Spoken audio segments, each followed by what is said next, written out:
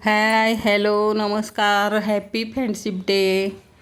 तर तुम्हाला इथं गमायला दिसतंय काय काय मी आणलं आहे. तर मला गावाला गेलं ना तर पहिल्या वेळेला श्रावणात एक पहिला नवीन कोंब येतो, त्याची भाजी खाण्यात एक वेगळीच मजा असते. म्हणून खरं तर ह्या दिवसात मी रानात जाण्याचं हे काढते, काहीतरी निमित्त शोधत असते. तर इथं दिसते मी रानात आणलेली मी कुरडूची भाजी. म्हणजे उन्हाळ्याभर आपण गरम खाऊन खाऊन थंड व्हायचं असतं आपल्याला, आणि मग त्याच्यासाठी. आणि आमच्या इकडं आषाढी एकादशीच्या दिवशी हा एक प्रकार बघितला असेल तर तो जरा तुम्हाला नवीनच वाटत असेल. तर तो आहे वाघाटा.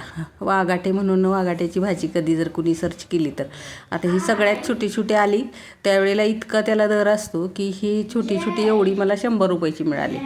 मग काय काय वेळेला एक वाघाटं ह्याला, तर ते चिरून करायचं नसतं. ही रानभाजी आहे तर ते फोडूनच करायचं असतं. तर त्याची मला तुम्हाला रेसिपी दाखवायची आहे. आणि बरेचसे औषधी गुणधर्म असतील म्हणून त्याचा तो मान केला आहे. आषाढ एकादशीच्या दुसऱ्या दिवशी आपण ज्या वेळेला उपवास सोडतो ना, तर त्यावेळेला ह्या वाघाट्याची भाजी करतात आमच्या इकडं. आणि मग तिसऱ्या दिवशी बेंदूर येतो, देशी बेंदूर, त्या दिवशी पोळ्या करतो.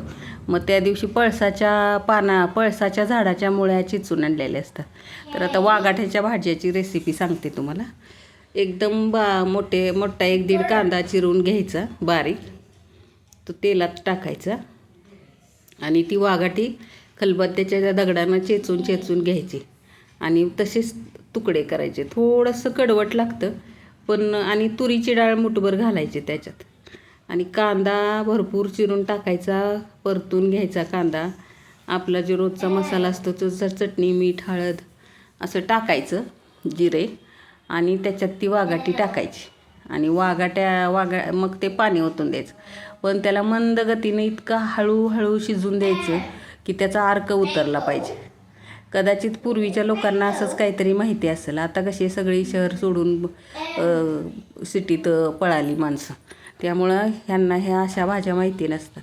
मग त्या सगळ्या कांदा वगैरे मिरची चिरून त्याच्यात ते टाकायचं आणि मंद गतीने शिजून दिलं की मग त्याचा तो अर्क येतो आणि मग भाजी अशी घट्ट शिजते.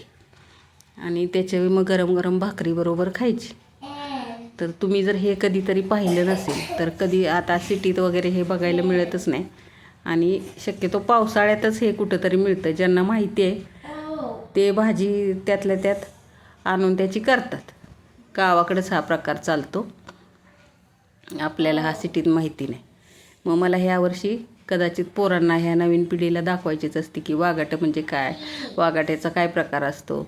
मग त्याची भाजी मी कितीतरी वर्षांनी केली, पण छान लागली, छान भाजी झाली होती त्याची. आणि वाघाट्याची भाजी केली, गरम गरम भाकरी खाल्ली. कदाचित ह्या वातावरणाचं आणि म्हणजे संपत आलेले हे उन्हाळा सोडून पावसाळा चालू होतो ना, तेवढ्या वेळात कदाचित मग ते म्हणजे त्या दिवसात ती भाजी खायची असेल. आणि त्याच दिवसात ती प्रत्येक फळ ऋतून